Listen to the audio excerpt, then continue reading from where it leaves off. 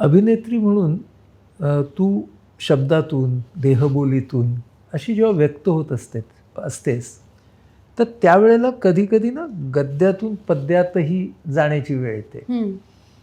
किंवा कधी-कधी सुरामध्येही बोलावं लागतं, गावं लागतं. तर हे ट्रान्झिशन तू कसं करतेस?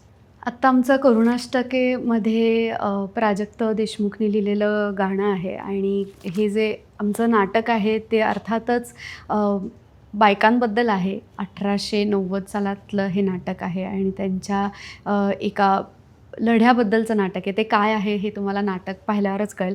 पण ते गाणं आम्ही गातो नाटकात. तर मला असं बरं. वाटतं या प्रश्नाचं उत्तर हो, दे, दे, दे. म्हणजे गाऊनच दे. गाऊनच देते. दे. वार सुटल सुटल कुठ उठल तुफान उठ तुफान तरीही जप पायीच पैंजण दाप पैंजणाला बये आधी वेच वाळवण वेच वेच वाळवण आला पाऊस ही वेच